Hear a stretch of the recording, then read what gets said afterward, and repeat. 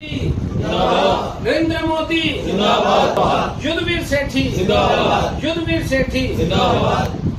अच्छा, मंच ऊपर बैठे साडे जो हमारे जो हिमाचल के मनाली से जो म्यूनसिपल कमेटी के चेयरमैन हैं, जो मेयर हैं, वो हमारे बीच में है। विपिन शास्त्री जी हैं। जैसे उन्होंने बताया कि बचपन में आज से मेरे लगभग 20-25 साल पहले युवा मोर्चा में थे, ये हमारे साथ उस टीम में थे।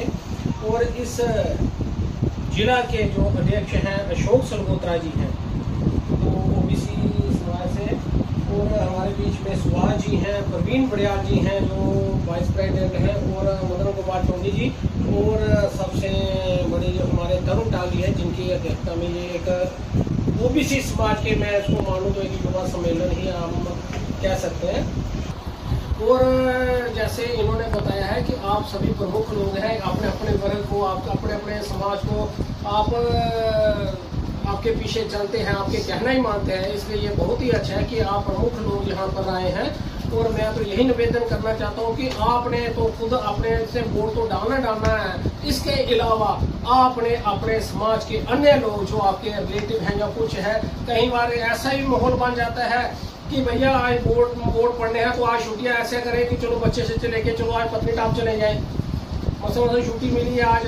पर ऐसा उनको समझाना कि ये हमारे लिए, ये हमारा दो विचारधारों की लड़ाई है, ये पार्टी उस पार्टी की नहीं है, दो विचारधारों की लड़ाई है। और हमें आज साथ देना है।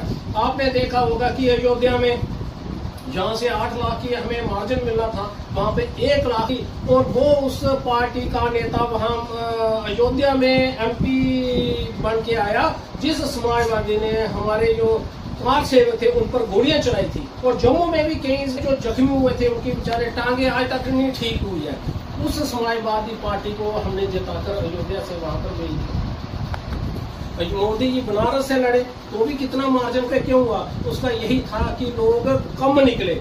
और जब मुस्लिम पक्ष का देखा तो आपको पता है, जानकर हैरानी होगी। आप कहीं नेट में भी सर्च कर सकते हैं, गूगल में सर्च, जो बाहर सऊदी अरब से लोग अपने 40-50 हज़ार की टिकटें खर्च करके यहाँ पे वोट डालने आए, और हमारे लोग वोट डालने घर के बाहर नहीं निकले। ये हमारा चिंता का विषय है। हमें पता है कि ये सारे हमारे जितना समाज, और सबसे बड़ी है हमें तो गर्व की बात होता है कि जितना भी ओबीसी समाज होता है, ये सिर्फ देशभक्त समाज है, सबसे बढ़कर अच्छा काम करता है। पर कमी कहाँ रह जाती है कि जब हम घर से बाहर नहीं निकलते। अगर हम घर से बाहर निकले, आप खुद भी निकले और अपने आसपास के अपने दोस्तों को, अपने घर वालों को, सबको साथ लेकर जाए, तो देखो हम कहाँ से कहाँ पहुँच जाते हैं। छुट्टी मेरी हमारे एक बोर्ड से क्या होना है, यहाँ तो कई बार रिजल्ट आता है तो 10-10 वोटों से वे MP बन जाते हैं। एक वोट, 2-3 वोट से MLA बने हैं श्रीनगर में, सिर्फ इसी कमी की वजह से। नहीं यार, हमने क्या करना है, चलो छोड़ो, हमारे वोट से कोई फर्क नहीं पड़ता। अगर हमारी ये सोच बदलेगी तो मुझे लगता है हम भारी मतों से, जैसे इन्होंने बताया, विजयी तो होना है, पर अगर भारी मतों से हम विजयी हुए तो इससे बढ़कर और कुछ नहीं होगा। इसलिए आप सबसे निवेदन है कि आपने तो वोट डालने जाना है, अपने साथ अपने पूरे समाज को भी आपने जागृत करना है, और उसके परिवार को और अपने अड़ोस पड़ोस को और अपने जितने भी यार दोस्त होंगे उनको भी सबको निवेदन करना है कि भैया यहाँ पर वोट डालना है। ये वोट नहीं डालना, ये एक जंग है, ये एक युद्ध है। अगर हम पीछे रहेंगे तो फिर वापस नहीं आएंगे, यहाँ पे बांग्लादेश बन जाएगा। फिर यहाँ से हमें फिर लखनपुर, फिर मेरे जी को फोन करना पड़ेगा कि भैया जहाँ से सामान लेके आ रहे हैं मनाली में, हमारे लिए कोई जगह रखोगे, कोई टेंट बनाओ। और ये होना था 2014 में। अगर मोदी जी जहाँ पर नहीं आते तो आधे से ज्यादा हिंदू यहाँ से पलायन किया होता, ये हो जाना था। अगर 2014 में अगर आप यहाँ पर सब एक सुरक्षित यहाँ पर रह रहे हैं, हम खुलकर बात कर रहे हैं, अब तो किसी भी समाज से हम टक्कर लेने लोग में होता है कि भैया ठीक है 10 रुपये टमाटर बढ़ गया रेट, वो गंडे का प्याज बढ़ गया, थोड़ा सा यहाँ इसका बढ़ गया। पर उन साथ में हम अपने पड़ोसी देशों से भी जाकर देखें, यहाँ तो मिल भी नहीं रहे। हम 10 रुपये की चिंता करते हैं। ये हमें बदलाव लगाने का अपने समाज की है कि कि हमें 10-20 के चक्करों में नहीं पड़ना और अपने समाज को लेकर साथ में चलना है, वोट डलवाना है। और भारी संख्या में अपने, अगर आपका कोई रिलेटिव आगे पीछे रहता, कोई गांधीनगर में रहता होगा, कोई जम्मू वेस्ट में रहता होगा, कोई अखनूर में रहता होगा, कहीं भी किसी से भी आप चर्चा करते हैं फोन पे, वहाँ के क्या बोला, नहीं भैया अपनी पार्टी को हमने जिताना है। हमारी पार्टी के जितने भी MLA सारे अगर वहाँ पे विधानसभा में पहुंचेंगे तो भी फायदा हो जाएगा ना।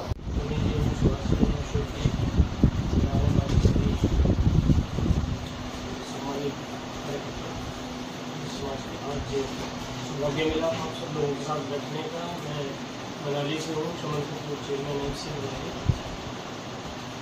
मेरी ड्यूटी यहाँ पे लगी हुई है मध्य प्रदेश की तरफ से। तो हम सबका एक ही बिंदु है, एक ही टारगेट है अभी जो है इसमें, बाकी तो भाई साहब ने सारी बातें बता दी आपको। प्रधानमंत्री जी ने सभी भाजपा के नेताओं को एक निर्देश दिया है कि ओबीसी समाज को पार्टी के साथ जोड़ना है। ओबीसी समाज की मजबूती के लिए सर्वप्रथम कार्य करने हैं।